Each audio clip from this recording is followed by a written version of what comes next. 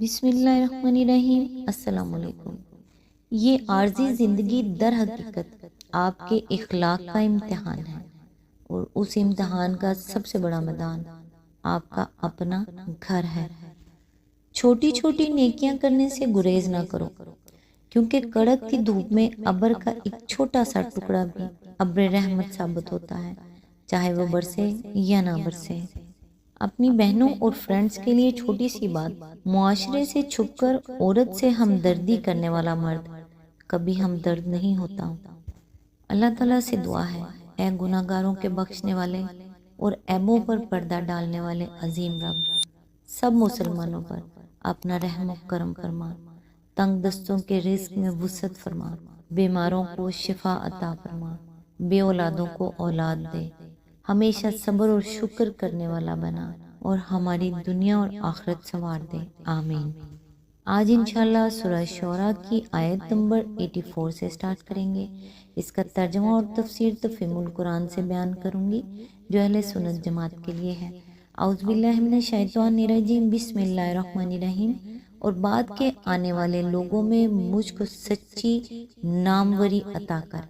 اس کی تفسیر ہے، یعنی بعد کی نسلیں مجھے خیر کے ساتھ یاد کریں، میں دنیا سے وہ کام کر کے نہ جاؤں کہ نسل انسانی میرے بعد میرا شمار ان ظالموں میں کرے جو خود بگڑے ہوئے تھے اور دنیا کو بگاڑ کر چلے گئے، بلکہ مجھ سے وہ کارنامے انجام پائیں جن کی بدولت رہتی دنیا تک میری زندگی خلق خدا کے لیے روشنی کا مینار بنی رہے، اور مجھے انسانیت کے محسنوں میں شمار کیا جائے۔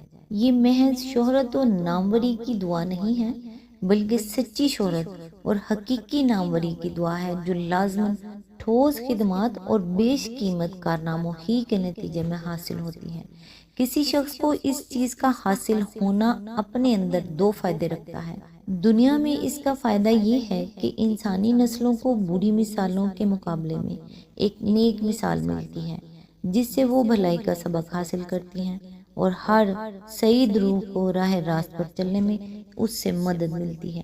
اور آخرت میں اس کا فائدہ یہ ہے کہ ایک آدمی کی چھوڑی ہوئی نیک مثال سے قیامت تک جتنے لوگوں کو بھی ہدایت نصیب ہوئی ہو، ان کا ثواب اس شخص کو بھی ملے گا، اور قیامت کے روز اس کے اپنے اعمال کے ساتھ کروڑوں بندگان خدا کی یہ گواہی بھی اس کے حق میں موجود ہوگی کہ وہ دنیا میں بھلائی کے چشمے رواں کر کے آیا ہے، جن سے نسل پر نسل سیراب ہوتی رہی۔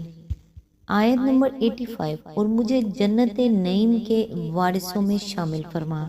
آیت نمبر 86، اور میرے باپ کو معاف کر دے کہ بے شک وہ گمراہ لوگوں میں سے ہے۔ اس کی تفسیر ہے، بعض مفسرین نے حضرت ابراہیم علیہ السلام کی اس دعائے مغفرت کی یہ توجیہ بیان کی ہے کہ مغفرت بہرحال اسلام کے ساتھ مشروط ہے، اس لیے آن جناب کا اپنے والد کی مغفرت کے لیے دعا کرنا گویا اس بات کی دعا کرنا تھا کہ اللہ تعالیٰ اسے اسلام لانے کی توفیق عطا فرمائے۔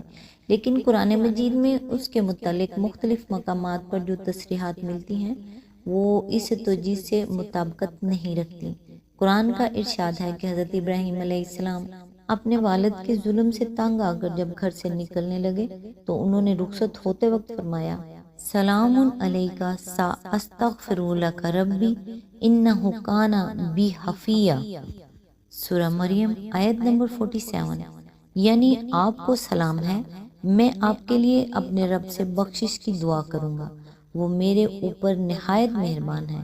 اسی وعدے کی بنا پر انہوں نے یہ دعائے مغفرت نہ صرف اپنے باپ کے لیے کی، بلکہ ایک دوسرے مقام پر بیان ہوا ہے کہ ماں اور باپ دونوں کے لیے کی۔ ربنا اغفر لی ولوالدی، سورہ ابراہیم آیت نمبر 41۔ لیکن بعد میں انہیں خود یہ احساس ہو گیا کہ ایک دشمن حق، چاہے وہ ایک مومن کا باپ ہی کیوں نہ ہو، دعائے مغفرت کا مستحق نہیں ہے۔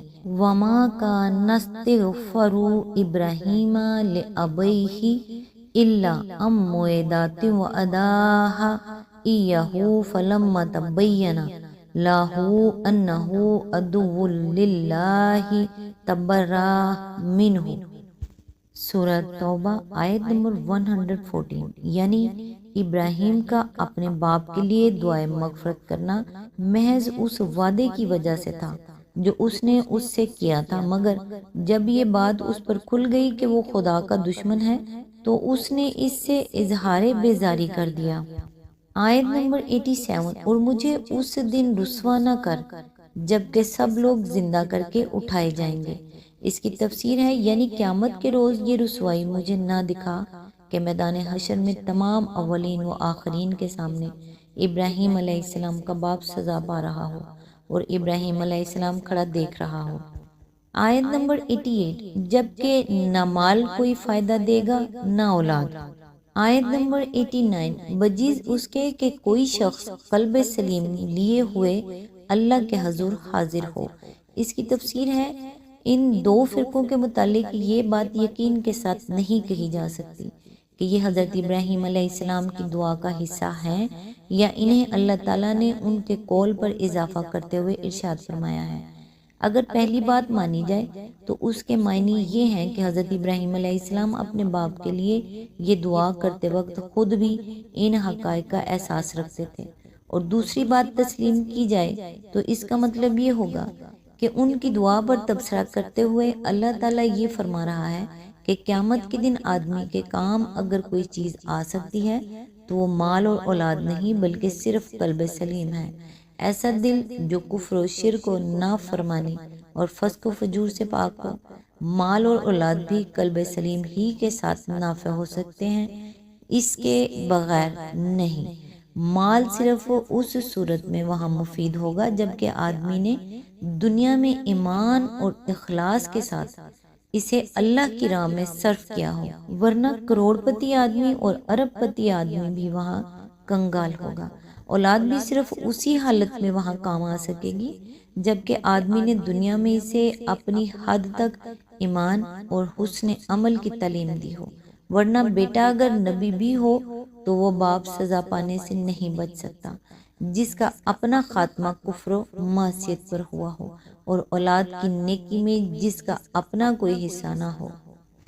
آیت نمبر 90، اس روز جنت پرہیزگاروں کے قریب لے آئی جائے گی۔ اس کی تفسیر ہے یہاں سے آخری پیراگراف تک کی پوری عبارت حضرت ابراہیم علیہ السلام کے کلام کا جز نہیں معلوم ہوتی بلکہ اس کا مضمون صاف ظاہر کر رہا ہے کہ یہ اللہ تعالیٰ کا اپنا ارشاد ہے۔ آیت نمبر 92، اور ان سے پوچھا جائے گا کہ اب کہاں ہیں وہ جن کی تم خدا کو چھوڑ کر عبادت کیا کرتے تھے۔ آیت نمبر 93، کیا وہ تمہاری کچھ مدد کر رہے ہیں یا خود اپنا بچاؤ کر سکتے ہیں۔ آیت نمبر 94، پھر وہ معبود اور یہ بہکے ہوئے لوگ۔ اس کی تفسیر ہے اصل میں لفظ کب کے بو فرمایا گیا ہے جس میں دو مفہوم شامل ہیں، ایک یہ کہ ایک کے اوپر ایک دھکیل دیا جائے گا، دوسرے یہ کہ وہ قعر جہنم تک لڑکتے چلے جائیں گے۔ آیت نمبر 95، اور ابلیس کے لشکر سب کے سب اس میں اوپر تلے دھکیل دیے جائیں گے۔ آیت نمبر 96، وہاں یہ سب آپس میں جھگڑیں گے اور یہ بہکے ہوئے لوگ اپنے معبودوں سے کہیں گے۔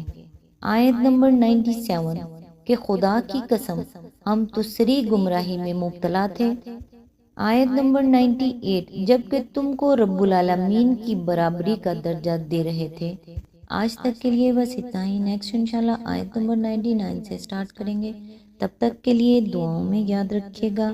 اللہ حافظ۔